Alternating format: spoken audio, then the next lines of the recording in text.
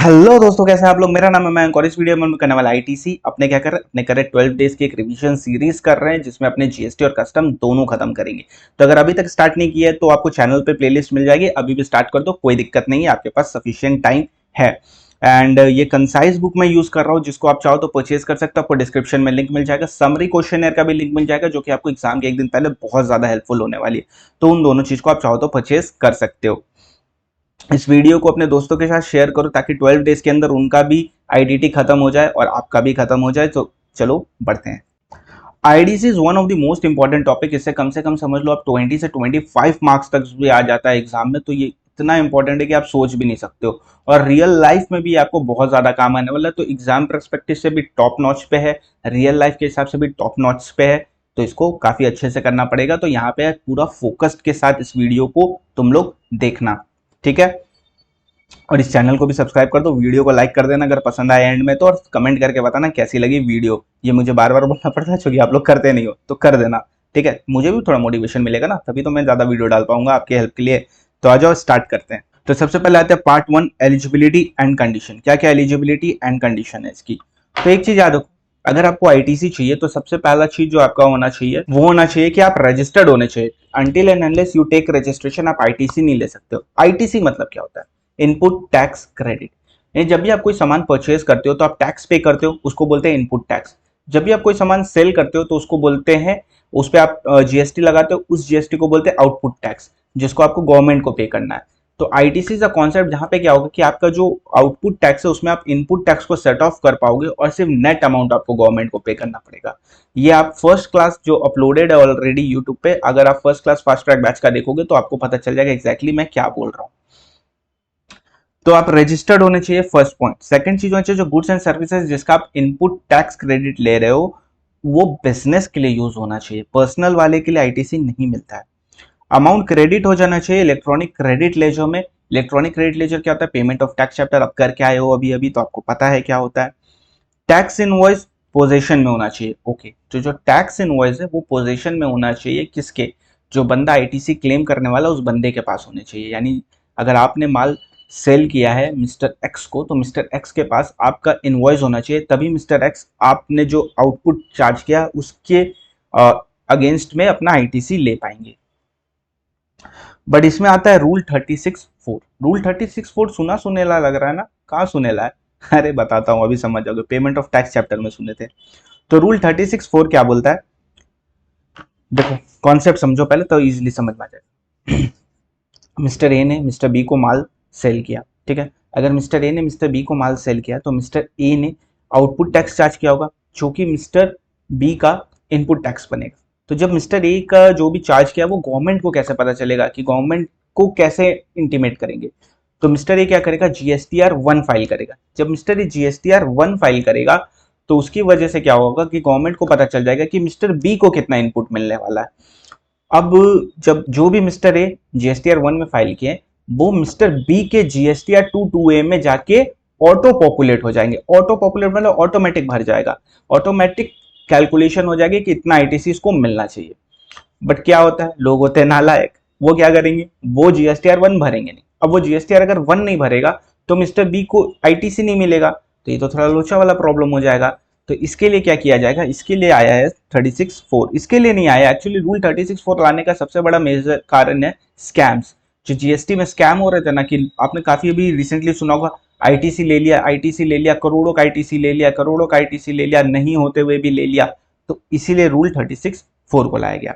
तो rule 36(4) simple सी बात बोलता है, आपका सप्लायर जीएसटीआर 1 भरेगा, आपके जीएसटीआर 2 में आएगा, उसको हम लोग बोलेंगे रिकॉर्डेड आईटीसी। उसको हम लोग क्या बोलेंगे? Recorded ITC. यानी जो भी ऑटो पॉपुलेट हुआ है जीएसटीआर 2 में वो होता है रिकॉर्डेड आईटीसी।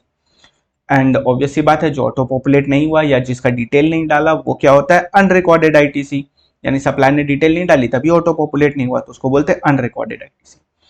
तो बोलता है रिकॉर्डेड आईटीसी तो आपको फुल मिल जाएगा, फुल अवेलेबिलिटी है, कोई दिक्कत नहीं है।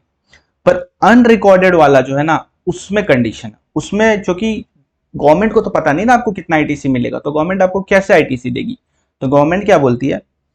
5% ऑफ रिकॉर्डेड आईटीसी, जितना भी आपको ऑटो पॉपुलेट हुआ उसका 5%, और एक्चुअल आईटीसी जितना आपको मिलना चाहिए था, एक्चुअल अनरिकॉर्डेड आईटीसी जितना है आपका, वो विच एवर इज लोअर, इतना आपको अवेलेबल हो जाएगा।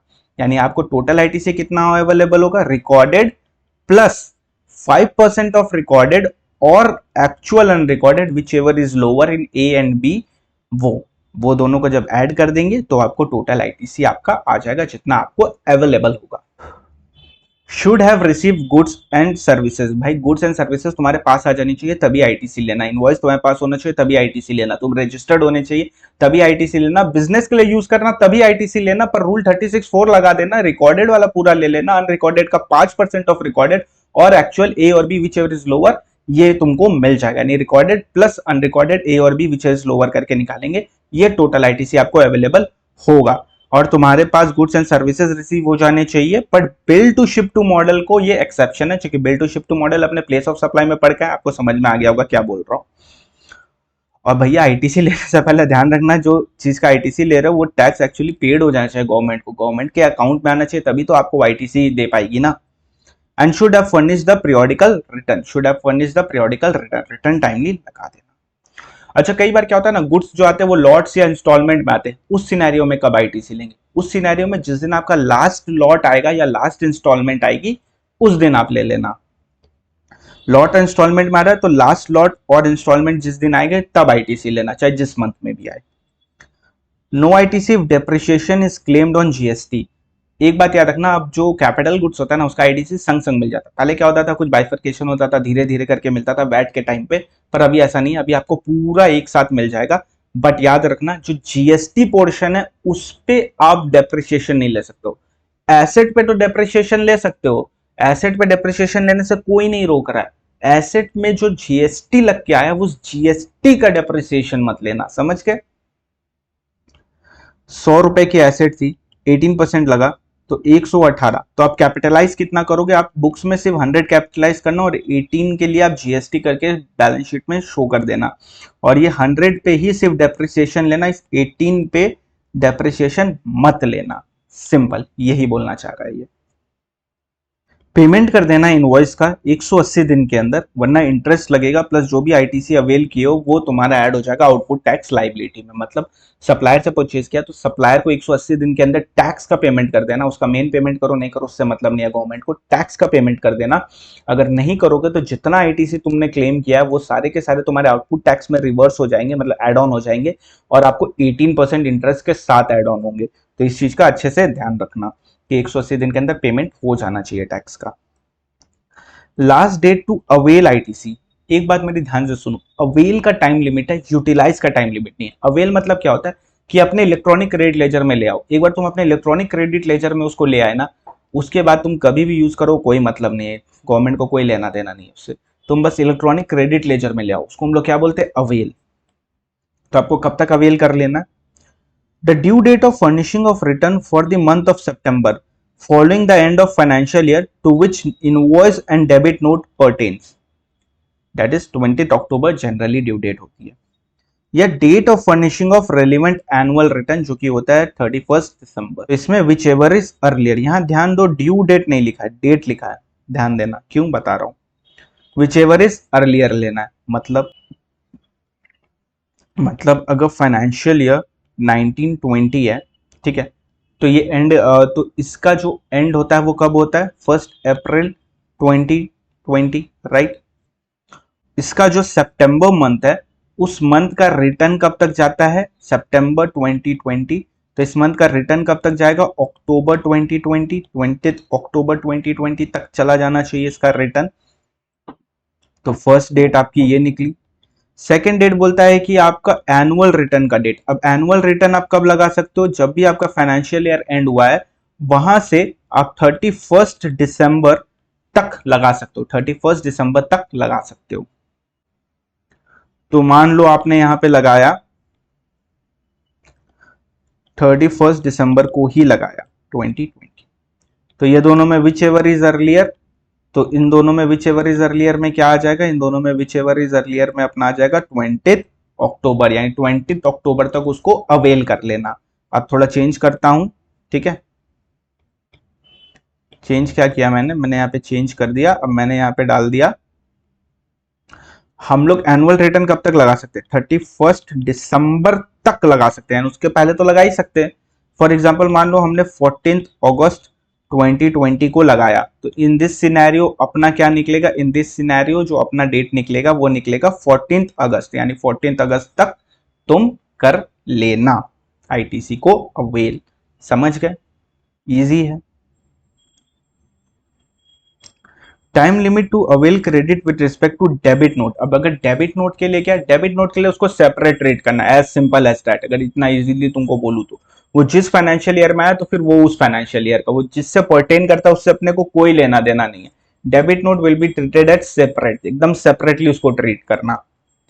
Can we avail based on the year of issuance of debit note, जिस इशू जिस ईयर में हुआ उस ईयर के हिसाब से फिर तुम कैलकुलेशन करके निकालना। तो दोनों को अलग अलग ट्रीट करना, कोई दिक्कत की बात नहीं है। तो आईटीसी का फर्स्ट पार्ट बहुत सिंपल है। एलिजिबिलिटी एंड कंडीशन क्या बोलता है? तुम रजिस्टर्ड होने चाहिए, बिजनेस के लिए यूज करना, इनवॉइस तुम्हारे पास होना चाहिए, गुड्स तुम्हारे पास होना चाहिए, एंड तुम गवर्नमेंट को टैक्स पे हो जाना चाहिए, और तुम रेगुलर रिटर्न फाइलर होने चाहिए। बट एक चीज याद रखना कि गुड्स के लिए bill to ship to model वाला को एक्सेप्शन है, और इनवॉइस वाले के लिए रूल 36(4) लगता है, जो कि क्या बोलता है? रिकॉर्डेड, यानी जो भी ऑटो पॉपुलेट हुआ 2(2)A में, उसमें क्या करना, वो तुमको रिकॉर्डेड आईटीसी मिलता है, वो तो तुमको फुल मिल जाएगा। जो नहीं ऑटो पॉपुलेट हुआ या जो सप्लाई डिटेल नहीं था उसको बोलते हैं अनरिकॉर्डेड। तो तुमको अनरिकॉर्डेड के लिए कैलकुलेट करना पड़ेगा ए और B, whichever is lower. A क्या है? 5% ऑफ रिकॉर्डेड आईटीसी। पहले यहाँ टोटल आईटीसी हुआ करता था, अब यहाँ 5% ऑफ रिकॉर्डेड आईटीसी और actual unrecorded ITC, which ever is lower. अब ये दोनों को जब जोड़ दोगे, रिकॉर्डेड प्लस ये जो अभी निकाला, तो आपका टोटल आईटीसी आ जाएगा। फिर मैं बोलता हूँ इंस्टॉलमेंट या लॉट में आ रहा है, तो जिस दिन लास्ट लॉट आया, जिस दिन लास्ट इंस्टॉलमेंट आई, उस दिन वाला डेट लेना, ठीक है? मतलब उस दिन आप लोग आईटीसी क्लेम करना, तब क्लेम करना जब लास्ट इंस्टॉलमेंट आएगी। 180 दिन के अंदर टैक्स का पेमेंट कर देना, वरना 18% इंटरेस्ट के साथ तुम्हारे आउटपुट टैक्स लायबिलिटी में जोड़ देंगे जितना भी आईटीसी क्लेम की हो। आपको डेप्रिसिएशन नहीं लेना है किसमें? जीएसटी पोर्शन में, वरना आपको आईटीसी नहीं मिलेगा। अवेल करने का टाइम लिमिट है, यूटिलाइज करने का कोई टाइम लिमिट नहीं। अवेल करने का टाइम लिमिट क्या है? जिस साल का आपका इनवॉइस या डेबिट नोट है, उस साल का जहां एंड हुआ, तो उस साल एंड हुआ तो उसके नेक्स्ट ईयर के जो सितंबर मंथ है, वहां का जो रिटर्न फाइलिंग डेट है, दैट इज 20 अक्टूबर वो, और date of annual return filing जो कि अपने एंड होने के बाद 31 दिसंबर तक कभी भी लगा सकते हैं। ये दोनों में विच एवर इज अर्लियर, यानी एनी गिवन सिनेरियो 20 अक्टूबर के ऊपर तो आपकी डेट जाएगी ही नहीं। सोच के देखना।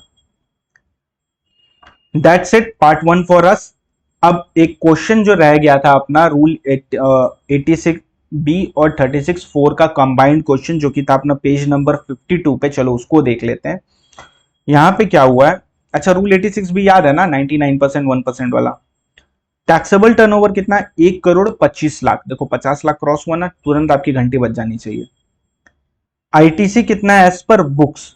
25 lakh. And GSTR 2A 2B के हिसाब से 22 लाख। और रेट ऑफ टैक्स कितना है? 18%।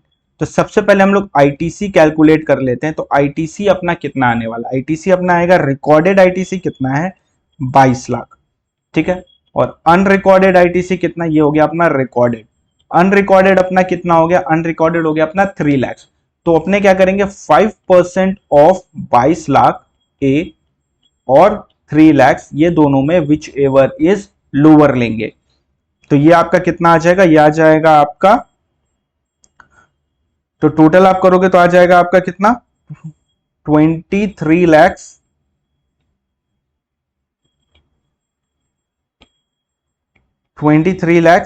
10,000, राइट? यस, 23,10,000 इतना आ जाएगा। ये है आपका total ITC, this plus this, ठीक है। तो ये आ गया। अब नेक्स्ट सिनेरियो में अपने क्या कैलकुलेट कर सकते हैं? ये आ गया। अब अपने को कैलकुलेट करना है 99% वाला। तो यहां ध्यान दीजिए, आईटीसी कितना है? 25 लाख, 23,10,000 जो अपने को एक्चुअली मिलेगा। और अपने को टैक्स कितना देना है? 1,25,00,000 का अगर आप 18% मारोगे तो कितना आएगा? 22,50,000। तो 22,50,000 पे करना है। 23,10,000 है तो पूरा सेट ऑफ कर देते हैं ना? नहीं, पूरा सेट ऑफ नहीं कर सकते। क्या? 99% सिर्फ सेट ऑफ करेंगे, 1% कैश में पेमेंट करेंगे। तो अगर अपने क्या करेंगे, 22,50,000 का 99% करेंगे तो आएगा अपना 22,27,500, 22,27,500 रुपीज। इतना अपने पे करेंगे इलेक्ट्रॉनिक क्रेडिट लेजर से, मतलब इतने को सेट ऑफ करेंगे आईटीसी से, और 22,500 रुपया कैश लेजर से पे करेंगे, जो कि होता है 1% ऑफ 22,50,000। समझ गए? इजी है, सिंपल है, टेंशन मत लो। इस क्वेश्चन का एक बार स्क्रीनशॉट ले लो ताकि बाद में हेल्प हो जाएगा आपको करने के लिए। ले लिया? चलो आ जाओ। That's it, part 1 for us. Hope so आपको समझ में आ गया होगा अच्छे से। अब चलते हैं हम लोग पार्ट 2, जो कि बात करता है 17.5 ब्लॉक क्रेडिट।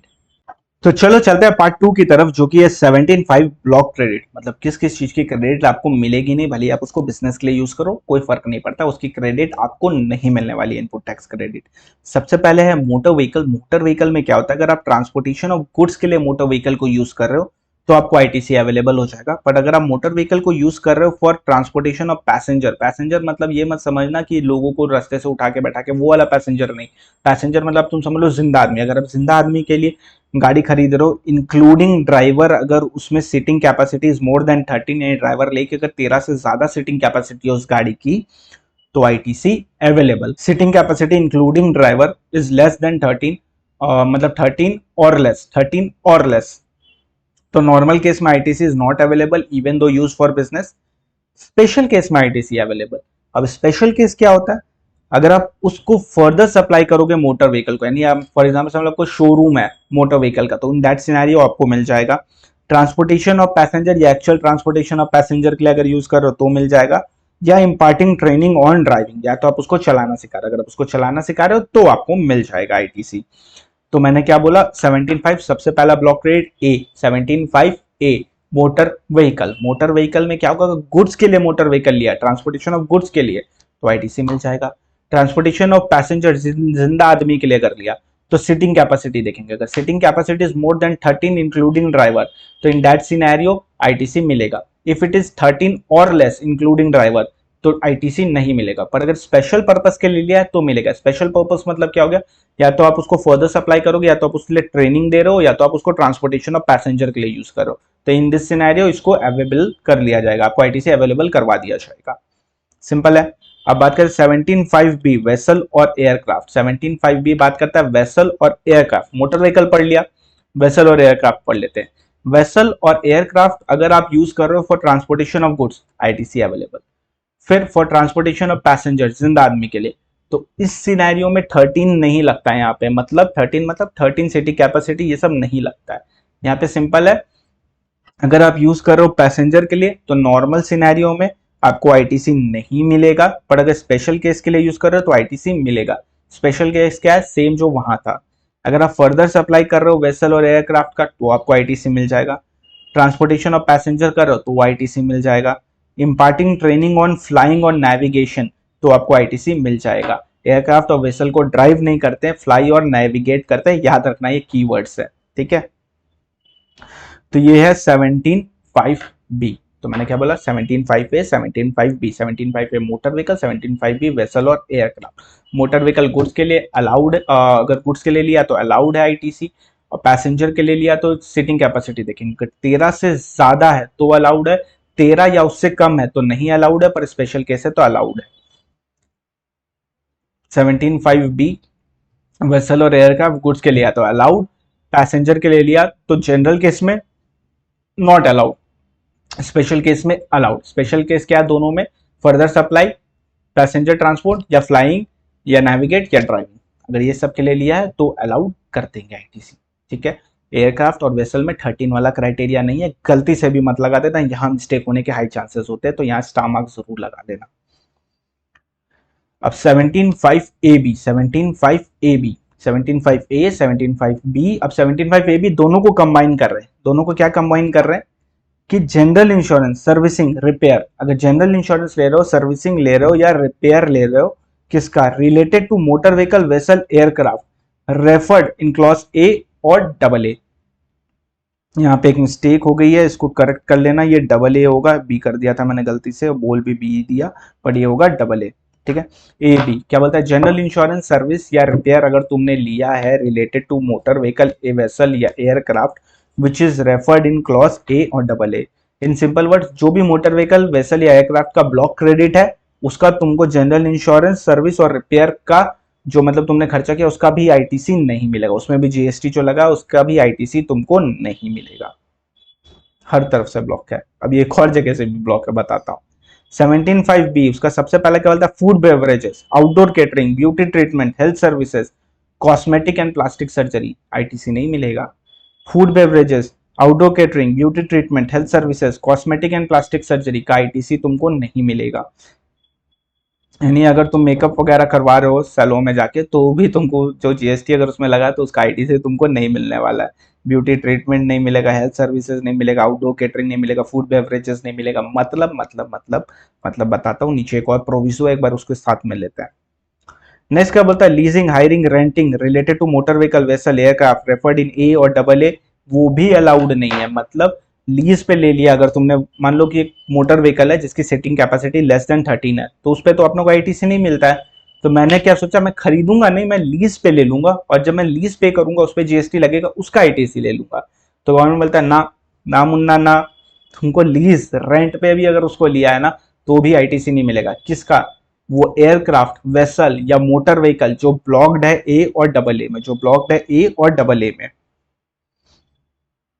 फिर लाइफ इंश्योरेंस और हेल्थ इंश्योरेंस का भी तुमको नहीं मिलेगा, लाइफ इंश्योरेंस और हेल्थ इंश्योरेंस का भी जीएसटी तुमको आईटीसी नहीं मिलेगा।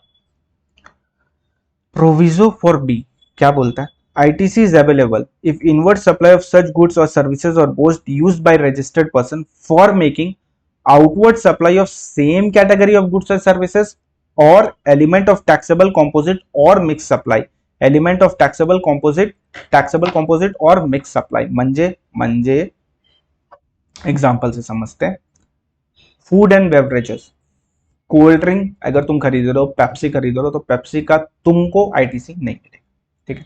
तुम्हारे नीचे एक पनवाड़ी है जिसका टर्नओवर क्रॉस हो जाता है 40 लाख, वो भी पेप्सी सेल करता है तो उसको पेप्सी का मिल जाएगा आईटीसी। क्यों, क्योंकि उसको वो फर्दर सप्लाई करेगा ना, तुम तो उसको पी लोगे, वो तो दूसरे को बेचेगा ना। तो ये डिफरेंस है। अब इसको रीड करो, समझ जाओगे क्या बोल रहा हूं, इजी है।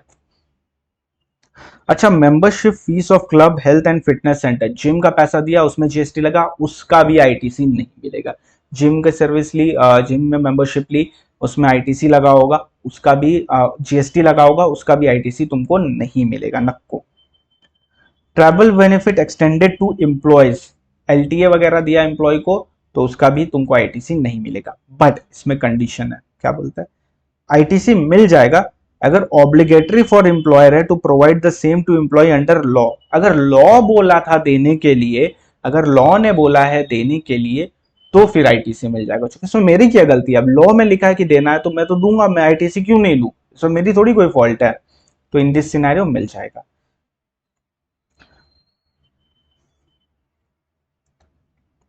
तो मैंने क्या बोला, बी में क्या बोलता है, फूड बेवरेजेस, कॉस्मेटिक वगैरह ये सब में तुमको आईटीसी नहीं मिलेगा। सेकंड पॉइंट बोलता है अगर तुमने लीज पे लिया, रेंट पे लिया मोटर व्हीकल या एयरक्राफ्ट या वेसल जो कि ब्लॉक था ए और डबल ए में तो उसका भी आईटीसी तुमको नहीं मिलेगा। नेक्स्ट बात करता है लाइफ इंश्योरेंस, हेल्थ इंश्योरेंस का आईटीसी नहीं मिलेगा। बट बोलता है फूड एंड बेवरेजेस वगैरह जो भी ऊपर है अगर तुमने उसको लिया है for further supply of same category तो आईटीसी मिल जाएगा, या उसको कॉम्पोजिट और मिक्स बना के बेचा है तो आईटीसी मिल जाएगा, फर्दर बेचा है तो तुमको उसका आईटीसी मिल जाएगा। नेक्स्ट बोलता है अगर तुमने मेंबरशिप फीस, हेल्थ क्लब वगैरह की सर्विस ली है उस पे जो जीएसटी पे किया उसका आईटीसी तुमको नहीं मिलेगा, और प्लस तुमको travel benefit extended to employee इसका भी तुमको आईटीसी अवेलेबल नहीं होगा। लेकिन मिल जाएगा अगर ऑब्लिगेटरी है एम्प्लॉयर को बिकॉज ऑफ लॉ, लॉ की वजह से एम्प्लॉयर को देना पड़ा तो आईटीसी अवेलेबल हो जाएगा। अब आते हैं सी में, works contract service. Works contract याद करो, सप्लाई चैप्टर में पढ़ा था। वर्क्स कॉन्ट्रैक्ट क्या होता है, शेड्यूल 2 में अपने पढ़े थे कि वो सर्विस होती है। तो वर्क्स कॉन्ट्रैक्ट सर्विस में अपने को आईटीसी मिलेगा क्या, मतलब अगर आप कंस्ट्रक्ट करते हो इमूवेबल प्रॉपर्टी, अगर आप एक इमूवेबल प्रॉपर्टी बना रहे हो, बांध रहे हो तो उस केस में आपको आईटीसी नहीं मिलेगा एक्सेप्ट प्लांट एंड मशीनरी या further supply of works contract service. यानी ये किस चीज की बात कर रहा है, ये बात कर रहा है सब कॉन्ट्रैक्टिंग।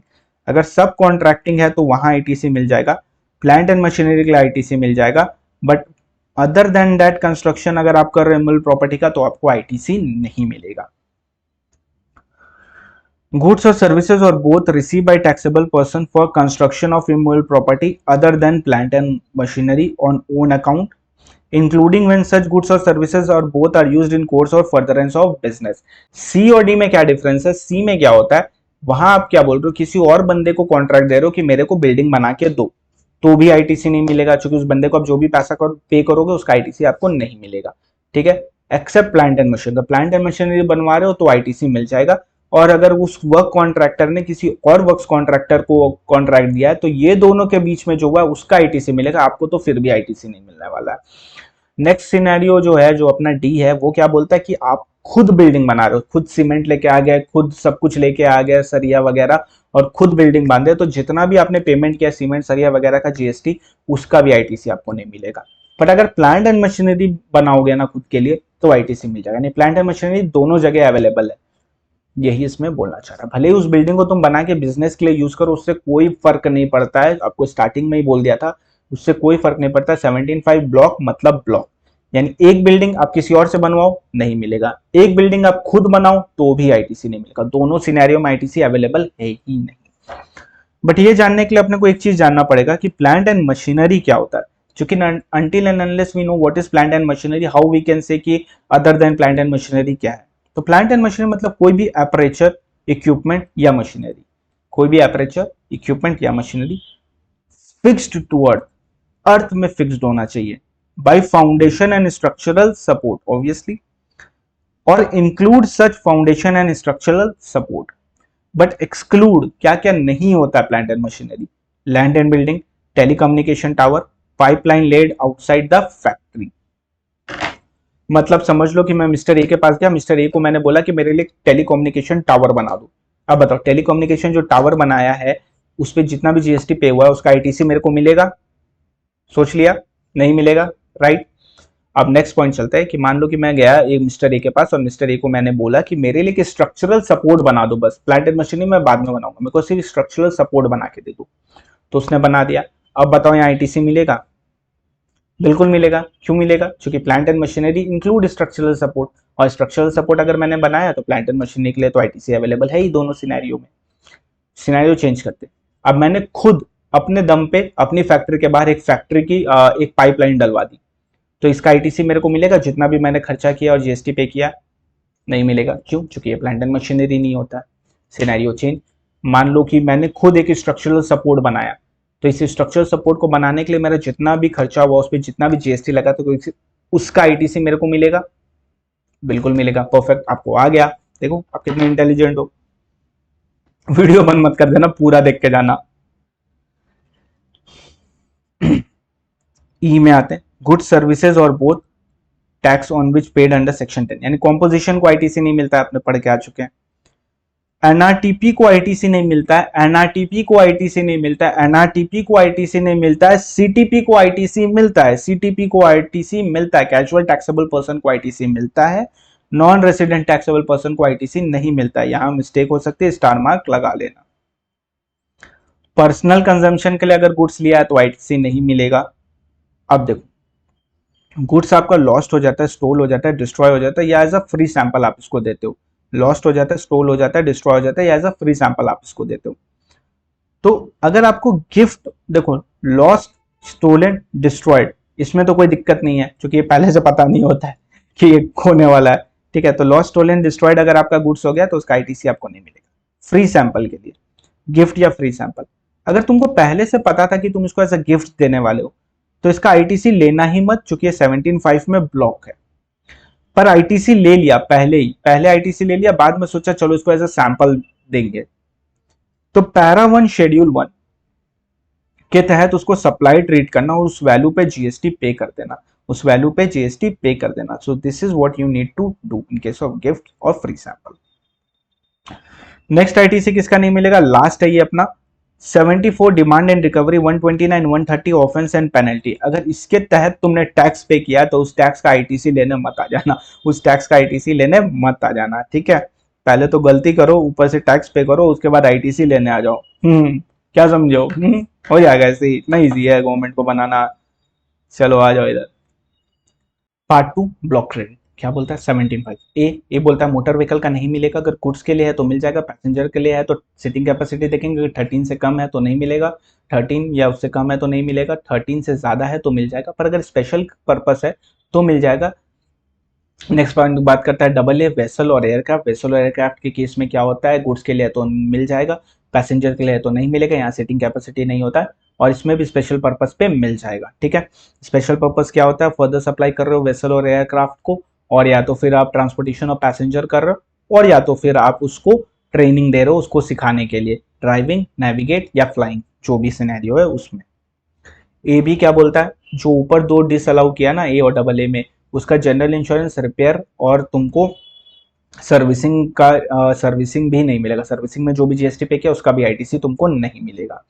बी बोलता है food beverages, outdoor catering, beauty treatment, health services, cosmetic and plastic surgery, इसका आईटीसी तुमको नहीं मिलेगा। प्लस ए और डबल ए जो ऊपर डिसअलाउ किया उसका अगर तुम लीज पे ले रहे हो, उसको रेंट पे ले रहे हो या उसको तुम हायर कर रहे हो, तो इन दैट सिनेरियो भी तुमको उसका आईटीसी नहीं मिलेगा, जो भी तुमने पे किया होगा एज अ जीएसटी उसका भी आईटीसी तुमको नहीं मिलेगा। लाइफ इंश्योरेंस, हेल्थ इंश्योरेंस नहीं मिलेगा। अच्छा प्रोविजो है, प्रोविजो बी का क्या बोलता है कि अगर उसको फर्दर सप्लाई करने वाले हो फूड बेवरेजेस वगैरह ऊपर जो भी है कॉस्मेटिक, तो इन दैट सिनेरियो तुमको उसका आईटीसी मिल जाएगा। मेंबरशिप फीस या एलटीए दिए हो तो तुमको उसका नहीं मिलेगा, मेंबरशिप फीस क्लब फिटनेस वगैरह का दिए हो तो तुमको उसका नहीं मिलेगा, एलटीए का तुमको आईटीसी नहीं मिलेगा। लेकिन अगर ये लॉ की वजह से तुमको देना पड़ा, कंपलसरी हुआ तुम्हारे ऊपर, तो इन दैट सिनेरियो तुमको मिल जाएगा आईटीसी। सी और डी क्या बोलता है, सी बोलता है अगर तुमने खुद से बिल्डिंग, सी बोलता है अगर तुमने वर्क्स कॉन्ट्रैक्ट पे बिल्डिंग बनवाई इमूवेबल प्रॉपर्टी तो तुमको नहीं मिलेगा, प्लांट एंड मशीन बनवाई तो मिल जाएगा। डी बोलता है तुमने खुद से इमूवेबल प्रॉपर्टी बनाई तो तुमको नहीं मिलेगा, प्लांट एंड मशीन बनाई मिल जाएगा।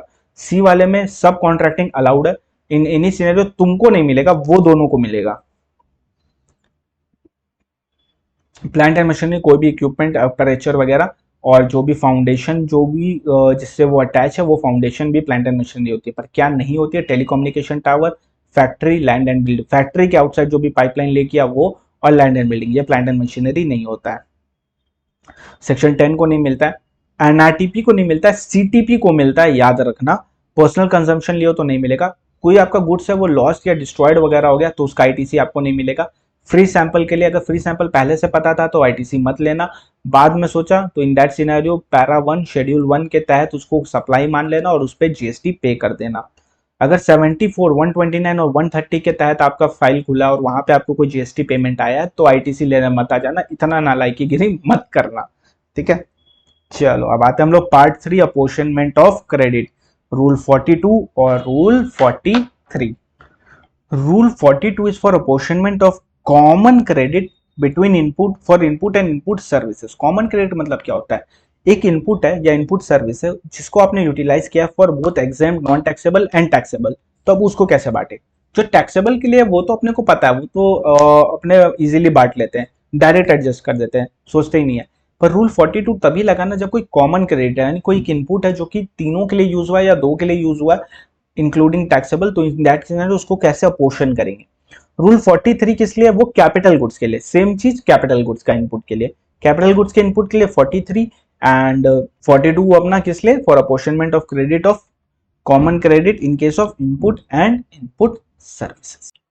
सबसे पहले क्या करो, बड़ा टी लो, बड़ा टी मतलब सारे इनपुट और इनपुट सर्विसेज, कॉमन अनकॉमन जो भी एट्रीब्यूटेबल टू तुम्हारा टैक्सेबल या किसी से भी, जितने भी इनपुट है सब एक जगह ले लो और एक जगह डाल दो, इंक्लूडिंग 17 सारे इनपुट एक जगह लो, एक जगह डाल दो, उसको बोलो बड़ा टी। अब बड़े टी में से सबसे पहले T1 हटाओ। T1 मेरा होता है जो कि अपने को पता है ये इनपुट और input services exclusively non business के लिए यूज हुआ है, मेरे को पता है ये नॉन बिजनेस के लिए यूज हुआ है, तो सबसे पहले T1 हटाओ। T2 हटाओ। T2 क्या होता है, वो इनपुट और इनपुट सर्विसेज जो मेरे को 100% पता है कि ये एग्जाम्प्ट के लिए यूज हुआ है, तो उसको हटा दो क्योंकि वो तो मिलना ही नहीं है। फिर T3 क्या, 17.5 मेरे को पता है 17.5 वाला ब्लॉक क्रेडिट है, तो T3 में उसको हटाओ। फिर क्या बचेगा, फिर बचेगा अपना C1। C1 क्या होता है, बड़ा वाला T minus T1 minus T2 minus 3, तो आया C1। अब C1 में दो बाइफर्केशन करो, एक करो C2 और एक करो तुम्हारा T4। T4 क्या होता है, T4 जो हमको एक्सक्लूसिवली पता है कि ये 110% ये वाला सिर्फ और सिर्फ टैक्सेबल इंक्लूडिंग ZRS के लिए यूज हुआ है, ये इनपुट और इनपुट सर्विस एक्सक्लूसिवली मेरे को पक्का पता है कि ये टैक्सेबल इंक्लूडिंग ZRS के लिए यूज हुआ है, तो T4, चूंकि ये तो मिलेगा ही मिलेगा अपने को, इसको अपोर्शनमेंट में कॉमन में क्यों डालेंगे, क्योंकि मेरे को पता है ये इसके लिए यूज हुआ है। अब T4 को जब तुम माइनस करोगे C1 से तो C2 आएगा, C1 में से T4 को माइनस करो तो C2, ये कॉमन है, इसको बांटना है। इसको बांटने के लिए क्या करोगे, 3 भाग कर दोगे इसका, D1 D2 और C3, D1 D2 और C3।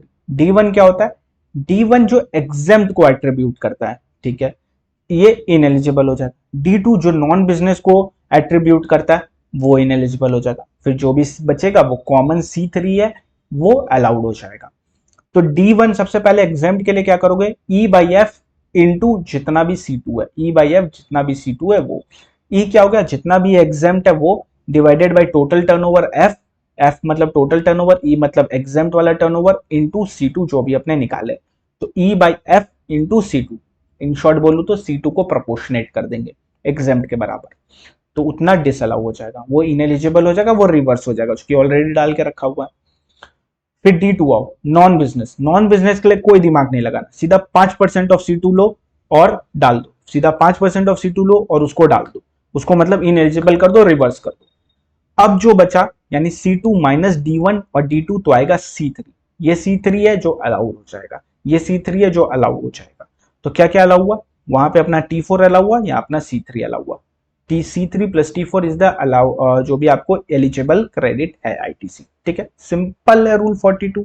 आओ देख लेते हैं, बड़ा वाला T, सारे इनपुट और इनपुट सर्विसेज को एक जगह ले लो, फिर T1 T2 T3 करो। T1 क्या होता है, इनपुट टैक्स ऑन आई और IS input and input services used exclusively for non business, अपने को पता है ये नॉन बिजनेस के लिए, तो T1 कॉमन में क्यों डालेंगे जब पता है ये नॉन बिजनेस के लिए यूज हुआ है। T2 जो कि अपने को एक्सक्लूसिवली पता है एग्जेम्प्ट के लिए यूज हुआ है, जब पता है तो कॉमन में क्यों डालेंगे, उसको T2 करके हटा दो पहले ही। T3 ब्लॉक क्रेडिट 17.5, 17.5 पढ़ के आए, अभी जस्ट ऊपर पढ़े पार्ट 2 में, तो 17.5 वाला अपने को पता ही है क्या होता है। फिर आएगा C1, T में से T1 T2 T3 माइनस करोगे तो आएगा C1। अब ये C1 में से T4 हटा दो, T4 क्या होता है, जो अपने को एक्सक्लूसिवली पता है कि ये टैक्सेबल इंक्लूडिंग ZRS के लिए यूज हुआ है, ये टैक्सेबल इंक्लूडिंग ZRS, तो कॉमन में क्यों डालेंगे, जब पता है टैक्सेबल के लिए यूज हुआ तो फुल मिलना चाहिए ना, तो ये फुल मिल गया। अब C1 में से अगर T4 घटाओगे तो C2 आ जाएगा। अब C2 को 3 पार्ट में बांटेंगे, D1 D2 और C3। D1 क्या होता है, जो एग्जेम्प्ट को रिप्रेजेंट करता है, D2 क्या होता है, जो नॉन बिजनेस को रिप्रेजेंट करता है। जो D1 जो एग्जेम्प्ट को रिप्रेजेंट करता है उसको निकालने के लिए E/F इंटू C2, E मतलब क्या हो गया एग्जेम्प्ट, F मतलब क्या होगा टोटल टर्नओवर, और C2 जो भी ये वाला आया, ये जितना भी अमाउंट आएगा वो इनएलिजिबल ITC हो जाएगा, उसको अपने रिवर्स कर देंगे। D2 क्या होता है, जो मैं क्या बोला, जो एट्रीब्यूट करता है नॉन बिजनेस को, कुछ दिमाग मत लगाना, सीधा 5% ऑफ C2 मार देना, सीधा 5% ऑफ C2 मार देना, इनएलिजिबल ITC आ जाएगा, उसको रिवर्स कर देना। फिर C2 में से D1 और D2 को माइनस करना तो C3 आ जाएगा। अब ये जो C3 है, this is eligible ITC attributable to business and taxable supply including ZRS, तो अपने को T4 और C3 ये है अपना एलिजिबल ITC जो अपने को मिलेगा, that's it, very very very much simple rule 42, include 43 तो और भी ज्यादा इजी है। चलो आ जाए,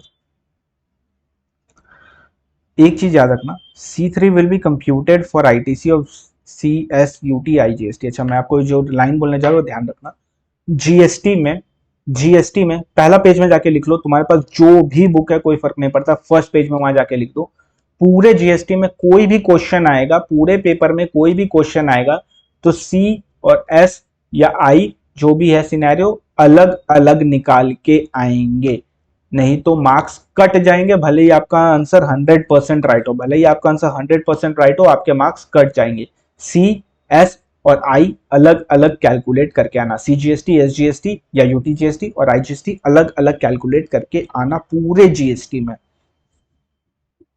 अच्छा यहाँ कुछ चीज है, एग्जाम सप्लाई जो E है ना ऊपर, उसमें क्या क्या इंक्लूड करना है, या ऊपर जो अपने T2 माइनस किए उसमें से क्या क्या एग्जाम है। Reverse charge supply and transaction in security include होता है, रिवर्स चार्ज सप्लाई और ट्रांजैक्शन सिक्योरिटी इंक्लूड होता है। एक्सक्लूड क्या करना है आपको, service by way of accepting deposit extending loan where consideration is interest, यानी इंटरेस्ट ऑन डिपॉजिट वगैरह, ये एक्सक्लूड कर देना। Overseas transportation of goods by vessel ये एक्सक्लूड कर देना, और कुछ इंक्लूड करना है वो है land and building, exempt supply में इंक्लूड हो जाएगी, और इसमें तुमको स्टैम्प ड्यूटी वैल्यू लेना है, स्टैम्प ड्यूटी वैल्यू लेना, मार्केट वैल्यू नहीं लेना, स्टैम्प ड्यूटी वैल्यू लेना है। और सिक्योरिटी भी इंक्लूड होगा, और सिक्योरिटी में तुमको लेना है 1% of sale value of such security, 1% of sale value of such security. ये एग्जाम में उतना टेस्ट नहीं होगा, तो इतना दिमाग मत लगाओ, रिलैक्स रहो। फिर भी एक बार बता दिया, क्या पता आ जाए। Aggregate value of exempt supply and total turnover exclude excise duty and VAT. Excise duty and VAT दोनों जगह हटा देना, ई और एफ दोनों में एक्साइज ड्यूटी और वैट को हटा देना, तो इस चीज का ध्यान रखना। ओके, और एक क्वेश्चन देख लेते हैं, थोड़ा कॉन्फिडेंस और बूस्ट कर देंगे। अ गारमेंट फैक्ट्री जो रिसीव करता है government order for making uniform for commando unit, this supply is exempt, exempt supply है। The fabric is separately procured for supply but thread and lining material for the collar are the one which are used for other taxable product. Okay, तो अपने fabric जो है वो तो exempt वाला use करता है, कोई दिक्कत नहीं, एक्सक्लूसिवली एग्जाम्प्ट है, अपने को पता है। लेकिन जो थ्रेड और लीनिंग मटेरियल है ना, वो जो कॉलर में यूज होता है वो बोथ एग्जाम्प्ट और टैक्सेबल दोनों के लिए यूज होता है। तो अपने को रूल 42 अप्लाई करना पड़ जाएगा ना। क्यों अप्लाई कर जाना पड़ जाएगा? रीजन बीइंग की थ्रेड एंड लीनिंग जो है वो कॉमन हो गया ना। आप कॉमन को कैसे बांटे? रूल 42 लगा के बांटेंगे। Turnover exclusive of tax of other product of the factory and exempt product are 4 crore others, 1 crore तुम्हारा exempt का। ITC on thread and lining is 5,000 और 15,000 रेस्पेक्टिवली। तो अपने को बांटना क्या है? अपने को भी 5,000 और 15,000 को बांटना है। तो 5,000 15,000 को बांटने के लिए अपने क्या करेंगे? सबसे पहले निकालेंगे बड़ा टी। बड़ा टी क्या होता है? 20,000 रुपए आ गया बड़ा टी, दोनों को ऐड कर दिया। अब इसमें से अपने क्या बांटते हैं? T1 T2 वगैरह बांटते, तो यहाँ कुछ है ही नहीं, डिटेल्स दी नहीं है, तो अपने बांट नहीं सकते, तो स्ट्रेट अवे यही अपना क्या हो जाएगा? ये हो जाएगा अपना C1। ये हो गया अपना C1। अब C1 में फिर अपने क्या करते हैं? उसको फर्दर बाइफरकेट करते हैं C2 में, और C2 में बाइफरकेट करते हैं एंड T4 में बाइफरकेट करते हैं। अब T4 का डिटेल्स नहीं दिया हुआ है, तो अपने क्या करेंगे? इसी को ही C2 मान लेंगे। अब ये C2 को मान लेंगे तो इसमें एक आ जाएगा D1 और एक आ जाएगा आपका C3। करेक्ट, यही होता है।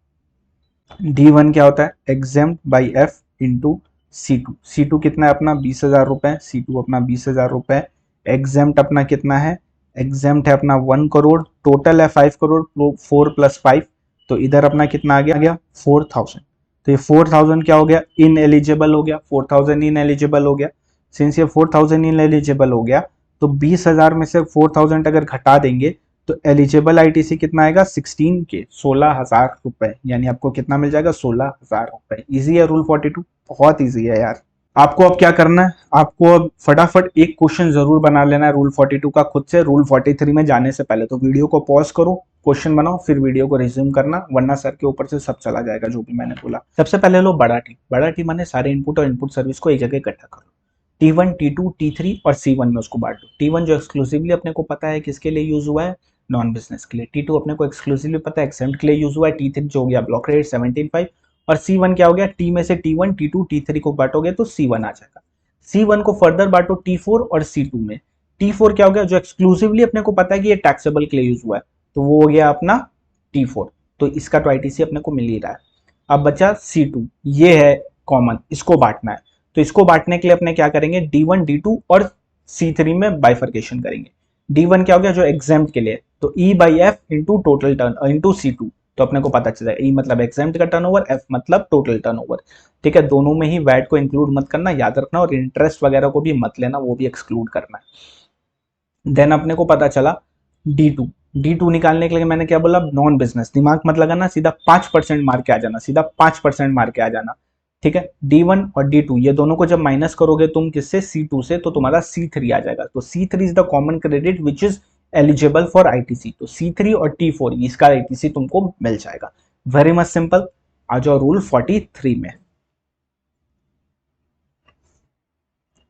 रूल 43 के लिए भी एकदम सेम रूल्स है जो वहां पे लगाए हुए थे। आई वगैरह अलग अलग निकालना है, CSI वगैरह अलग अलग निकालना है, इंक्लूड करना है reverse charge supply transaction security, और उसमें भी 1% of sale value of such security लेना है। लैंड एंड बिल्डिंग के लिए स्टैम्प ड्यूटी वैल्यू लेना है।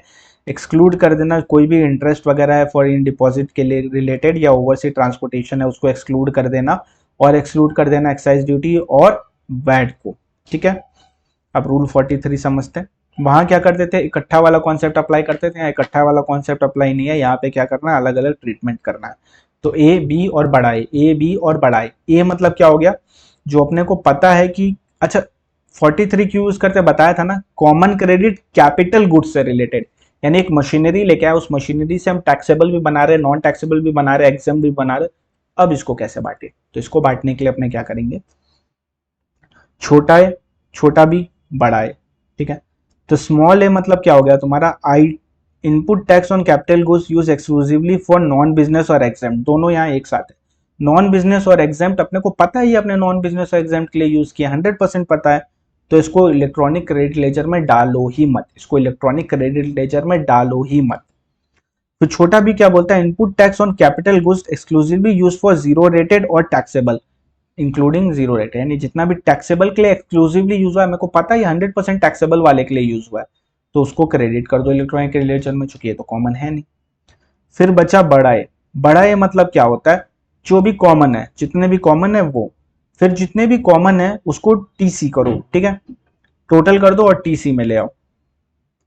फिर टीएम निकालो, टीएम मतलब वो टीसी को डिवाइड बाय 60 करो। 60 क्यों करते हैं, क्योंकि हम लोग अज्यूम करते हैं कि 5 साल है लाइफ कैपिटल गुड्स का, तो 5 इंटू 12 क्या होता है, 60 होता है। तो पर मंथ लाने के लिए टीसी को डिवाइड कर दिया 60 से, तो टीई आया, टीई निकालेंगे। अब टीई क्या होता है, E by F into T M, E by F into T M. TM क्या होता है, टीसी को जो 60 से डिवाइड किया तो टीएम आया। ई बाई एफ क्या होता है, जो ऊपर क्या है, exempt by total turnover, exempt turnover divide by total turnover. अब जो भी आया उसको क्या करेंगे, added to output tax liability along with interest, यानी जो भी आया वो इनएलिजिबल है तो उसको ऐड कर देंगे इंटरेस्ट के साथ, आउटपुट टैक्स लायबिलिटी में ऐड कर देंगे इंटरेस्ट के साथ। Very much simple. क्या किया आपने, आपने क्या किया, ए बी, छोटा है, छोटा है मतलब एग्जाम्प्ट और नॉन टैक्सेबल, अपने को पता है एक्सक्लूसिवली इसीलिए यूज हुआ है, हटा दो, डालो ही मत इलेक्ट्रॉनिक रिलेशन। बी, छोटा बी, छोटा बी, छोटा बी क्या बोलता है, छोटा बी बोलता है क्या, कि जितना भी यूज हुआ है एक्सक्लूसिवली टैक्सेबल के लिए और इंक्लूडिंग जेड आर एस, मेरे को पता है ये टैक्सेबल के लिए यूज हुआ ये वाला कैपिटल गुड्स, तो उसको इलेक्ट्रॉनिक क्रेडिट में डाल दो उसका इनपुट। फिर बचा ए मतलब जितने भी कॉमन है वो सारे, उसको करो टीसी, टीसी मतलब टोटल करो ए का, कैसे होता है बता रहा हूँ। टीसी आया, अब क्या करोगे तुम, टीएम निकालोगे। टीएम कैसे निकालते हैं, टीसी को डिवाइड बाय 60 कर दोगे तो पर मंथ आ जाएगा टीएम 60, क्यों किया, 5 इंटू 12 बताया कॉन्सेप्ट, 5 साल लोग अज्यूम करते हैं। अब जो टीसी आया, अब क्या करेंगे, E by F into TC, E by F into TC. अब जो फिगर आया ये ऐड बैक कर देंगे आउटपुट टैक्स लायबिलिटी में अलॉन्ग विद इंटरेस्ट, बाकी सब तो अलाउड ही है। ई बाई एफ क्या होता है, जितना भी एग्जाम्प्ट वाला turnover divide by total turnover, और बाकी जो भी डेफिनेशन ऊपर पढ़े थे 42 में वही 43 में एप्लीकेबल है दोनों सिनेरियो में।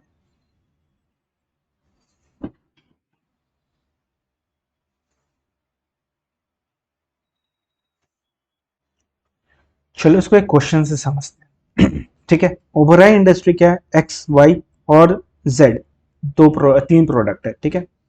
दो टैक्सेबल है, एक्स और वाई टैक्सेबल है और जेड जो है वो एग्जाम्प्ट के लिए। टर्नओवर दिया हुआ है अपने को 2, 10 और 12। अब यहाँ पे आ जाओ, मशीनरी ए को जो हम लोग यूज किए नॉन बिजनेस के लिए, अगर मशीनरी ए को अपने यूज किया नॉन बिजनेस के लिए तो ये हो गया छोटा है, राइट। फिर मशीनरी बी को हम लोग यूज किए हैं exclusively manufacturing of zero rated supply, यानी इंक्लूडिंग जीरो रेटेड बोलते थे अपने, तो ये हो गया बी जो कि अलाउड हो जाएगा, ठीक है, ये इनएलिजिबल है। मशीनरी सी परचेज किए तीनों के लिए, यानी ये कॉमन हो गया, तो ये क्या हो गया ए वाला। मशीनरी डी जो कि हम लोग परचेज किए थे 1/4 को for being exclusively used in manufacturing Z, from 1/4 इतना the machine will be used for manufacturing x और वाई। तो पहले जेड के लिए लिए थे, यानी पहले एग्जाम्प्ट के लिए यूज होता था, अब टैक्सेबल एंड एग्जाम्प्ट दोनों के लिए यूज होगा, तो ये भी एक कॉमन हो गया ए, ठीक है।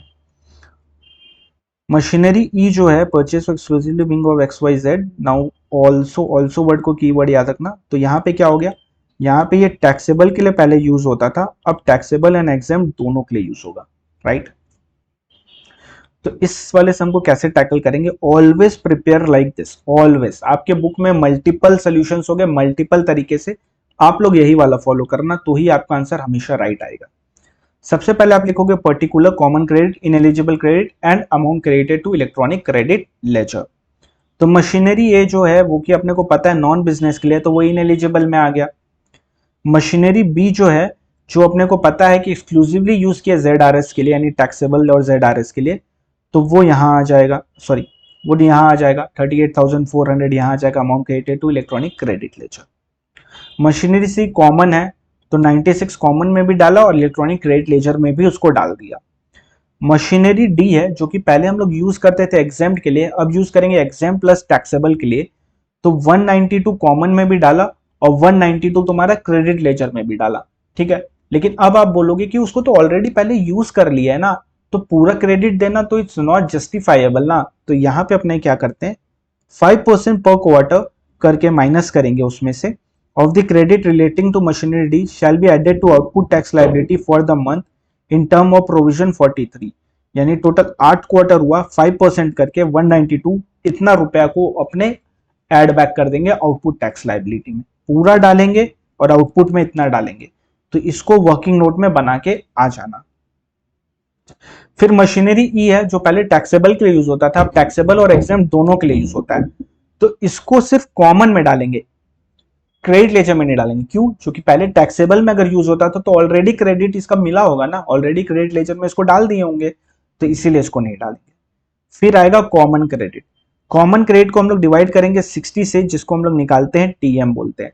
60 से डिवाइड किया, अब क्या करेंगे टीई निकालते हैं। टीई अपने कैसे निकालते हैं, जितना भी एग्जेम्प्ट है divided by total into TM, तो उससे क्या आ जाता है कॉमन क्रेडिट। ये क्या होता है इनएलिजिबल होता है, राइट। तो टोटल एलिजिबल आईटीसी इधर आ जाएगा। सिंपल है, एकदम सिंपल है, कोई भी दिक्कत नहीं है इसमें, समझ में आ गया होगा अच्छे से। इस वाले पोर्शन में आप लोग को शायद थोड़ा डाउट हुआ होगा, 5% माइनस करेंगे ना, क्यों नहीं करेंगे, पहले उसको तुम यूज करते थे एग्जाम के लिए, अब टैक्सेबल एग्जाम दोनों के लिए ले आए हो, तो 5% पर क्वार्टर करके तो माइनस करेंगे ना, नहीं तो ऐसा नहीं हो जाएगा कि तुम कब से यूज कर रहे थे, तुम तो उसका बेनिफिट ले चुके हो, ये वो वगैरह फलाना धमाका, इसीलिए इस चीज को यहाँ पे लाया गया। So that's it, hope so आपको क्लियरली समझ में आ गया होगा। रूल 42 43 दोनों अपने एक एग्जांपल के साथ कर लिए हैं, तो इस चीज को अच्छे से ध्यान रखना। अच्छा यहाँ पे तुम लोग लिख दो 5% पर क्वार्टर वाला अपने लैंग्वेज में, अकॉर्डिंगली यहाँ पे लिख दो। नेक्स्ट है part 4, last part of ITC, and अपना आईटीसी विद अमेंडमेंट खत्म होने वाला है। चलो बने रहो वीडियो के साथ, इधर उधर भागो मत। एक काम करो, रूल 43 का फटाफट एक क्वेश्चन बना लो, तो थोड़ा माइंड तुम्हारा सेटल हो जाएगा।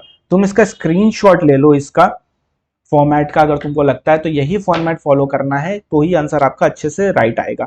Always always follow a constant format in all the chapters, in all the subject, कभी भी चेंज मत कर चलो। उससे क्या होगा कि तुम्हारी भी कंसिस्टेंसी बनी रहेगी और जो चेक कर रहा है पेपर उसकी भी कंसिस्टेंसी बनी रहेगी तुम्हारे पेपर में। ओके, ले लिया स्क्रीनशॉट, चलो इधर आ जाओ। पार्ट 4 में आते हैं। Part 4 is further divided into A B C D E, ना सिर्फ ई, ओनली 4 पार्ट। ओके चलो स्टार्ट करते हैं। पार्ट 4 का अपने करने जा रहे ए नंबर, जो कि बोलता है special circumstances enabling availing of credit. Credit कैसे मिलता है, तो इसमें क्या हुआ है देखो, पहले बंदा कॉम्पोजिशन में था अब रेगुलर में आ रहा है, या पहले एग्जाम्प्ट में था अब रेगुलर में आ रहा है। From composition levy to regular scheme, from exempt supply to becoming taxable supply. तो इन सिनेरियो में क्या होगा, जितना भी स्टॉक में इनपुट पड़ा है, जितना भी सेमी फिनिश गुड्स में इनपुट पड़ा है, जितना भी फिनिश गुड्स में इनपुट पड़ा है, ये पूरा का पूरा अवेलेबल हो जाएगा, ये पूरा का पूरा अवेलेबल हो जाएगा, कोई दिक्कत नहीं है। कैपिटल गुड्स का भी अवेलेबल होगा, पर उसको 5% पर क्वार्टर करके रिड्यूस कर देंगे from the date of invoice. 5% पर क्वार्टर करके रिड्यूस कर देंगे from the date of invoice. ये क्यों करते हैं, देखो पूरा कैपिटल गुड्स का नहीं दे सकते ना, तुम कैपिटल गुड्स पहले यूज किए होगे कॉम्पोजिशन और एग्जाम्प्ट में, अब तुम टैक्सेबल में आओ, तो कुछ पोर्शन तो ऐसा ऐसा होगा ना जो तुमने यूज कर चुका है, तो उसके लिए तो तुमको उतना माइनस करना पड़ेगा ना, इसीलिए इसको डाला गया है। यानी इन शॉर्ट बोलूं तो सिंपल से तुमको समझना है, कॉम्पोजिशन से रेगुलर आया, एग्जाम से टैक्सेबल आया, तो स्टॉक, सेमी फिनिश गुड्स और फिनिश गुड्स जितना भी इनपुट पड़ा पूरा अवेलेबल हो जाएगा। इनपुट टैक्स जितना भी है वो सारा का सारा अवेलेबल हो जाएगा। कैपिटल गुड्स के लिए 5% पर क्वार्टर करके from the date of invoice इतना माइनस कर देना इनपुट से, जितना बचेगा वो अवेलेबल हो जाएगा। बट किस दिन का स्टॉक, किस दिन का फिनिश गुड्स, किस दिन का कैपिटल गुड्स, तो on the date immediately preceding the date from which such supply become taxable, या he become liable to pay tax under regular scheme. Which supply which such supply become taxable और he become liable to pay tax under regular scheme. यानी जिस दिन तुम composition से regular गए या exam से रेगुलर गए, उस दिन के ठीक एक दिन पहले वाला, ठीक एक दिन पहले वाला stock, semi finish goods, finish goods में जितना इनपुट है पूरा मिल जाएगा. जो कैपिटल गुड्स है उसका 5% पर क्वार्टर करके from date of invoice minus करेंगे और जितना बचेगा उतना मिल जाएगा. ठीक है. अब या तो तुम अप्लाई कर रहे हो for registration with in 30 days. याद करो रजिस्ट्रेशन चैप्टर में पढ़े थे 30 दिन के अंदर अप्लाई कर देना पड़ता है. या तुम वॉलेंट्री रजिस्ट्रेशन ले रहे हो. Applying for registration with in 30 days या वॉलेंट्री रजिस्ट्रेशन ले रहे हो. तो इस केस में स्टॉक, सेमी फिनिश गुड्स और फिनिश गुड्स, इसका इनपुट तुमको पूरा अवेलेबल हो जाएगा, बट कैपिटल गुड्स का नहीं मिलेगा. बट कैपिटल गुड्स का नहीं मिलेगा. Applying for registration with in 30 days तो नहीं मिलेगा, वॉलंटरी रजिस्ट्रेशन तो नहीं मिलेगा. ये दोनों सिनेरियो में कैपिटल गुड्स का नहीं मिलेगा. अच्छा, किस दिन का स्टॉक, किस दिन का फिनिश गुड, किस दिन का सेमी फिनिश गुड, किस दिन वाले का इनपुट मिलेगा? On the day immediately preceding the day from which he become liable to tax या डेट ऑफ रजिस्ट्रेशन. जिस दिन तुम लाइबल हुए उसके ठीक एक दिन पहले, जिस दिन तुम्हारा डेट ऑफ रजिस्ट्रेशन आया वॉलेंट्री वाले केस में, चूंकि इसमें डेट ऑफ रजिस्ट्रेशन लेते हैं, तो इस सिनेरियो में जिस दिन आया उसके ठीक एक दिन पहले, जिस दिन आया ठीक उसके एक दिन पहले वाला. नोट्स है क्या? ITC in all the above cases is availed within 1 year from the date of issue of invoice by supplier. यानी सिर्फ उसी कैपिटल गुड्स का मिलेगा, उसी इनवॉइस का मिलेगा जो एक साल पुराना है, जो एक साल पुराना है. एक साल के भी पीछे अगर है तो उसका नहीं मिलेगा. यानी सिर्फ विद इन 1 ईयर वाला है, सिर्फ उतना ही मिलेगा. डिक्लेरेशन तुमको फाइल करना है 30 डेज के अंदर from becoming eligible to avail the credit. Electronically declaration जाएगा. सर्टिफाई करवा देना सीए और सीएमए से. अगर credit is more than 2 lakh, अगर credit is more than 2 lakh तो सर्टिफाई करवा लेना सीए और सीएमए से. बहुत सिंपल है ये वाला. क्या बोलता है? कॉम्पोजिशन से रेगुलर आए या एग्जाम से रेगुलर आए, finish goods, semi finish goods और तुम्हारा क्या बोलते हैं स्टॉक, जितना भी इनपुट पड़ा है वो सब का सब मिल जाएगा. कैपिटल गुड्स का भी मिल जाएगा, बस 5% पर क्वार्टर करके रिड्यूस कर देंगे from the date of issue of invoice. इसमें एक चीज याद रखना, क्या कब कौन से दिन का मिलेगा? ठीक इमीडिएटली प्रीसीडिंग द डे, जिस दिन तुम्हारा टैक्सेबल हुआ या जिस दिन तुम एग्जाम से रेगुलर में आए, ठीक उसके एक दिन पहले वाला दिन. या तो तुम 30 दिन के लिए अप्लाई कर दो जिस दिन तुम लाइबल हुए, और या तो तुमने वॉलेंट्री रजिस्ट्रेशन ली. अगर तुमने 30 दिन के अंदर अप्लाई कर दिया तो वहां पे क्या सिनेरियो होगा? वहां पे तुमको स्टॉक का भी मिल जाएगा, सेमी फिनिश गुड्स का मिल जाएगा, फिनिश गुड्स का भी मिल जाएगा. और जिस दिन तुम लाइबल हुए उसके ठीक एक दिन पहले वाला तुमने वॉलेंट्री किया तो तुमको स्टॉक, सेमी फिनिश गुड्स और फिनिश गुड्स का भी इनपुट मिल जाएगा. डेट ऑफ रजिस्ट्रेशन जिस दिन आया उसका ठीक एक दिन पहले वाला. आईटीसी के लिए तुमको सिर्फ एक ईयर का ही हो सकता है, 1 year from the date of issue of invoice, सिर्फ उसी वाले को अवेल कर सकते हो. 30 दिन के अंदर डिक्लेरेशन देना, इलेक्ट्रॉनिकली देना, सीए और सीएमए से सर्टिफाई करवा देना अगर credit is more than 2 lakh rupees. So this is very much easy. इसमें आपको क्या चीज ध्यान रखना है कि सिर्फ 30 दिन वाला और वॉलेंट्री वाले केस में कैपिटल गुड्स नहीं मिलता है. और अगर 30 दिन के अंदर तुमने नहीं करवाया रजिस्ट्रेशन जिस दिन तुम लाइबल हुए तो तुमको आईटीसी ही नहीं मिलेगा, तुमको आईटीसी अवेलेबल ही नहीं होगा उस पीरियड का. याद रखना, तुमको टैक्स देना पड़ेगा पर तुमको आईटीसी नहीं मिलेगा. ये मत सोचना टैक्स नहीं देना पड़ेगा, आउटपुट टैक्स देना पड़ेगा, आईटीसी नहीं मिलेगा. B special circumstances. उल्टा, रेगुलर से कॉम्पोजिशन में गए, रजिस्टर्ड से होली एग्जाम में गए या रजिस्ट्रेशन कैंसिल हो गया. स्विच किया तुमने रेगुलर से कॉम्पोजिशन में या रजिस्टर्ड से होली एग्जाम में गए या कैंसिल ही कर दिया रजिस्ट्रेशन, तो उस सिनेरियो में जितना भी स्टॉक, सेमी फिनिश गुड्स और फिनिश गुड्स में इनपुट था वो सब का सब रिवर्स हो जाएगा, वो सब का सब रिवर्स हो जाएगा. कैपिटल गुड्स पूरा रिवर्स हो जाएगा. यहाँ 5% माइनस नहीं करेंगे, यहाँ 5% माइनस नहीं करेंगे. पूरा कैपिटल गुड्स का इनपुट तुम्हारा जितना भी है वो सब का सब रिवर्स हो जाएगा. On the day immediately preceding the day of switch over, date of exemption या डेट ऑफ कैंसिलेशन, ठीक उसके एक दिन पहले वाला जितना भी है वो सब का सब रिवर्स हो जाएगा. इनपुट और कैपिटल गुड्स पूरा का पूरा इनपुट तुम्हारा हो जाएगा. कैपिटल गुड्स बोल रहा हूं तो समझ लेना input of the capital goods, ठीक है. कैपिटलाइज्ड वैल्यू थोड़ी रिवर्स होगा. Manner of reversal. Input proportionate reversal basis on corresponding invoice. Invoice की बेसिस पे होगा, क्योंकि अमाउंट तो अपने को पता नहीं है ना, तो इनवॉइस में जो अमाउंट है वो, और अगर इनवॉइस नहीं है तो मार्केट प्राइस के बेसिस पे रिवर्स हो जाएगा, मार्केट प्राइस के बेसिस में रिवर्स हो जाएगा। कैपिटल गुड्स का रिवर्सल प्रो राटा बेसिस पे होगा। हम लोग यूजफुल लाइफ लेंगे 5 ईयर्स, सिर्फ जितना रिमेनिंग यूजफुल लाइफ है उसी को ही रिवर्स करेंगे, सिर्फ जितना रिमेनिंग यूजफुल लाइफ है सिर्फ उसी को ही रिवर्स करेंगे। ITC to be calculated separately, ये तो मैंने आपको बताया ही, फर्स्ट पेज में लिखना है। C GST, S GST, I GST सब अलग अलग कैलकुलेट करना है पूरे जीएसटी में। रिवर्सल को ऐड कर देना, आउटपुट टैक्स लायबिलिटी में जितना भी अमाउंट रिवर्स होगा वो ऐड कर देना। अगर कोई बैलेंस बच जाता है तो वो लैप्स हो जाएगा, कोई भी बैलेंस बच जाएगा तो वो लैप्स हो जाएगा। तो मैंने क्या बोला, आप रेगुलर से कॉम्पोजिशन में गए, आप रजिस्टर्ड से होली एग्जाम में गए, आप कैंसिल किया, तो जितना भी इनपुट है semi finish good, finish good stock में, वो सारा रिवर्स हो जाएगा, कैपिटल गुड्स रिवर्स हो जाएगा। यूजफुल लाइफ 5 ईयर्स लेंगे और जितना रिमेनिंग लाइफ है सिर्फ उतना ही रिवर्स होगा। On the day immediately preceding the date of switch over exemption, या उसके ठीक एक दिन पहले वाला। मार्केट प्राइस पे करेंगे अगर इनवॉइस नहीं है आपके पास, और सीए और सीएमए से सर्टिफाई करवा देना। सेपरेटली कैलकुलेट करते और जितना भी रिवर्स करेंगे उसको ऐड कर देंगे आउटपुट टैक्स लायबिलिटी में। इनकेस अगर कुछ बैलेंस बच जाता है आईटीसी का तो वो लैप्स हो जाएगा। ये इंपॉर्टेंट है, थोड़ा से रिलेटेड कई बार क्वेश्चन आ जाते हैं और बहुत ईजी है, पूरा आईटीसी इजी यार, अभी तो पढ़ा आपने। Supply of capital goods, plant and machinery on which ITC has been taken. एक कैपिटल गुड्स है या प्लांट एंड मशीनरी जिस पे आईटीसी आपने ले लिया। अब अगर आपने उस पर आईटीसी ले लिया, अब आप उसको सेल करोगे, जनरली क्या लेते हैं, जनरली 15 के हिसाब से वैल्यूएशन करते हैं, जितना भी जीएसटी रेट होता है वो मार देते हैं और अपना आ जाता है। बट कैपिटल गुड्स है और उस पर आईटीसी लिया, उसको सेल कर रहे हो, तब क्या होगा, तब जो भी normal tax on transaction value वैसे निकाल लो, सेक्शन 15 के तहत ट्रांजैक्शन वैल्यू कैलकुलेट करो, उस पर टैक्स मार दो जितना आया वो, और जितना भी आईटीसी तुमने कैपिटल गुड्स में लिया था उसमें से 5% पर क्वार्टर करके माइनस कर दो from the date of issue of invoice, 5% पर क्वार्टर करके माइनस कर दो from the date of issue of invoice.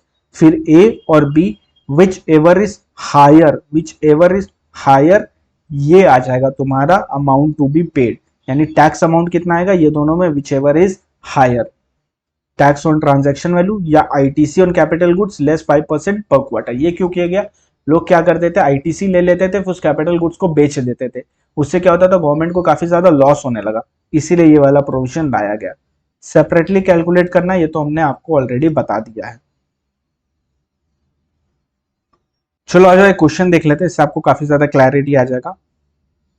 25 August 2017, Messer Agarwal and Agarwal Limited, a registered supplier of textile product located in Bangalore, Karnataka, purchased one machinery for 12,39,000, including IGST, from one supplier of Maharashtra, who issued invoice on the same date.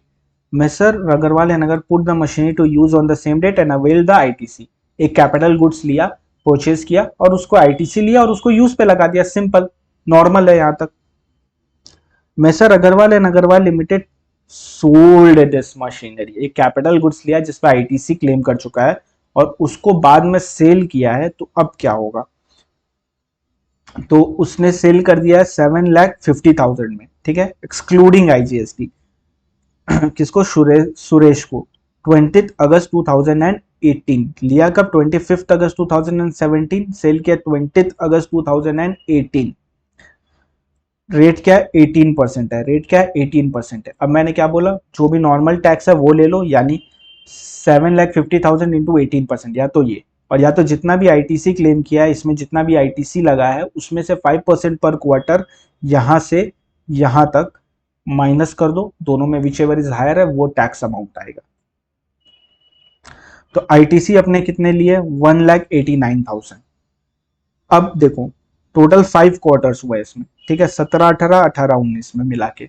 अब इसका 5% लेंगे, इधर आया, इसको minus कर देंगे, तो amount that is required to be paid, या तो ये और या तो जितना ड्यूटीएबल लेवल है 7,50,000 का 18%, ये दोनों में विच एवर इज हायर, तो 141,750 इज हायर, तो 141,750 will be the amount payable toward disposal of machine. समझ गए, very easy, very easy, very good. आ जाओ अब बात करते हैं जॉब वर्क। अगर जॉब वर्क को कोई इनपुट और कैपिटल गुड्स तुमने भेजा है तो वो इनपुट और कैपिटल गुड्स, इनपुट 1 साल के अंदर, कैपिटल गुड्स 3 ईयर्स के अंदर। इनपुट में एक्सटेंशन है 1 ईयर का, कैपिटल गुड्स में एक्सटेंशन है 2 ईयर्स का। 1+1 3+2 इतने ईयर्स के अंदर वापस आ जाना चाहिए। अगर इतने ईयर्स के अंदर वापस आ गया तो तुमको फुल आईटीसी अवेलेबल हो जाएगा। लेकिन इसमें क्या नहीं इंक्लूड होता है, mould, dies, jigs and fixture. Mould, dies, jigs and fixture अगर नहीं भी आया तो कोई दिक्कत नहीं, आईटीसी इसकी तुमको मिल जाएगी। Principal can take credit of goods sent for job work. Credit can be taken even the said goods are sent directly to the job work without being first brought to the principal place. अगर directly भी भेज दिया तो भी ITC मिल जाएगा। Time limit for return of goods, but कुछ time limit है। इनपुट है जो वो 1 ईयर के अंदर आ जाना चाहिए, और कैपिटल गुड्स है तो वो 3 ईयर्स के अंदर आ जाना चाहिए। एक्सटेंशन 1 और 2 दोनों में अवेलेबल है, 1+1 3+2। From the date of sending the same to job worker, जिस दिन उसको भेजा वहां से 1 साल के अंदर। On failing to comply with the timeline, good will be deemed to have taken supply to a job worker on the day they were sent. अगर तुमने इस टाइमलाइन के अंदर वापस नहीं मंगाया गुड्स तो हम लोग मानेंगे तुमने जॉब वर्क को सप्लाई कर दी है और तुमको उस पर टैक्स देना पड़ेगा, रेट्रोस्पेक्टिव विथ इंटरेस्ट। बाप रे बाप, इसलिए आ जाना चाहिए इतने दिन के अंदर। Principal is liable to pay tax along with interest on such supply, अगर फेल किया तो। Timeline do not apply to mould, dies, jigs and fixture, इसको अप्लाई नहीं करता है, या टूल्स वगैरह को। ये कभी भी आए नहीं आए कोई मतलब नहीं है, इसका आईटीसी तुमको मिल जाएगा। आईएसडी, आईएसडी क्या होता है? ISD is basically an office meant to receive tax invoice toward receipt of input services and distribute the credit of taxes paid on such input services to supplier unit having the same PAN proportionately. ISD is basically an office meant to receive the invoice of input services and distribute the credit of taxes paid on such input services to supplier unit having the same PAN proportionately. An ISD is required to obtain separate registration. ISD should issue invoice for distributing ITC. ITC available for distributing in the month is to be distributed in the same month. Detail of distribution तुमको monthly GSTR 6 में देना पड़ेगा 13 days के अंदर from the end of the month. Distributed ITC should not exceed the credit available for distribution. If ISD has distributed excess credit to any recipient, the excess will be recovered from recipient with interest. याद रखना, ISD मतलब क्या होगा? एक centre है जहां पे सारे बिलिंग आते हैं, ठीक है, जितने भी सर्विस के बिलिंग है वो सब वहां आ जाते हैं। फिर वो क्या करता है, जितना भी इनपुट होता है उसको अकॉर्डिंगली बांट देता है अपने अलग अलग ब्रांचेस में, जिसको ज्यादा देना है, किसी को कम देना है, किसी को नहीं देना, वो अपने हिसाब से बांट देता है। ISD का मेन यही काम है, ताकि अकॉर्डिंगली इनपुट को एडजस्टमेंट कर पाए हम लोग, ताकि कहीं ज्यादा टैक्स पे करना पड़ा, कहीं कम टैक्स पे करना पड़ा, कहीं करना ही नहीं पड़ा, ऐसा कोई सिचुएशन ना आए, इसलिए ISD को सेटअप करते हैं। इसको एक बार रीड करोगे तुमको इजीली समझ में आ जाएगा, इस मैसेज को समझाने का नहीं है। अमेंडमेंट देखो, GST ITC 04 में अमेंडमेंट है। Form GST ITC 04 serves as a intimation that is furnished by registered manufacturer principal giving detail of goods dispatch to job worker. मैंने क्या बोला था, 1 साल के अंदर आ जाना चाहिए। तो अगर 1 साल के अंदर इनपुट वापस आना चाहिए तो गवर्नमेंट को पता होना चाहिए ना किस दिन वो भेजा है, नहीं तो वो तो कुछ भी झूठ बोल देगा कब भेजा है। तो इसीलिए GST ITC 04 भरवाते हैं, जहाँ पे हम लोग बोलते हैं कि बताओ भाई तुम किस दिन किसको कौन सा माल भेजो, कौन से जॉब वर्कर को अपना माल भेजो, बता दो, इनपुट कैपिटल गुड्स दोनों। तो अगर आपका aggregate turnover of principal is up to 5 crore, अगर aggregate turnover of principal is up to 5 crore, तो GST ITC 04 तुमको एनुअली फाइल करना पड़ेगा, 25 अप्रैल तक कर देना। अगर तुम्हारा aggregate turnover is greater than 5 crore, 5 crore से ज्यादा है, तो तुमको हाफ ईयरली यानी साल में 2 बार फाइल करना पड़ेगा ITC 04, 25 अक्टूबर और 25 अप्रैल को, 25 अक्टूबर और 25 अप्रैल को। यही अमेंडमेंट है, आपको यही लर्न करना है। तो GST ITC 04 क्या होता है? प्रिंसिपल इंटीमेट करता है गवर्नमेंट को कि उसने जॉब वर्कर के पास कौन कौन सा इनपुट और इनपुट सर्विसेज किस किस दिन भेजी। तो अगर आपका एग्रीगेट टर्नओवर प्रिंसिपल का अप टू 5 करोड़ है तो उसको साल में सिर्फ एक ही बार बताना है। GST ITC 04 एक ही बार फाइल करेगा एनुअली, 25 अप्रैल तक फाइल कर देना from the end of the financial year. Aggregate turnover principal का अगर ग्रेटर देन 5 करोड़ है तो उसको साल में 2 बार फाइल करना पड़ेगा हाफ ईयरली, एक 25 अक्टूबर को और एक 25 अप्रैल को। 25 अक्टूबर और 25 अप्रैल, और ये 25 अप्रैल वाला कौन सा है? नेक्स्ट फाइनेंशियल ईयर का, 25 अक्टूबर उसी साल का, ठीक है। कंफ्यूज मत होना। सो दैट्स इट दोस्तों, यहाँ पे अपना आईटीसी पूरा अच्छे से खत्म हो गया। होप सो आपको बहुत अच्छे समझ में आ गया होगा। फटाफट जाके सारे क्वेश्चन बना लो, उसके बाद वापस से ये वीडियो देख लो, कंसाइज बुक को भी पढ़ लो। ये वीडियो 2 बार देख लेना, तभी तुमको अच्छे से समझ में आएगा एक बार क्वेश्चन बनाने के बाद। एंड वन मोर थिंग याद रखना, इस चैनल को सब्सक्राइब कर दो, वीडियो को लाइक कर दो, कमेंट कर दो कैसी लगी वीडियो, एंड पूरी तरह से आपको क्लैरिटी आई कि नहीं आई। और टेलीग्राम पे भी जाके हम लोग को फॉलो कर देना, डिस्क्रिप्शन में लिंक मिल जाएगा, कंसाइज बुक का भी डिस्क्रिप्शन में लिंक मिल जाएगा और कमेंट सेक्शन में भी मिल जाएगा। Thank you very much for joining in and take care, have a good day ahead.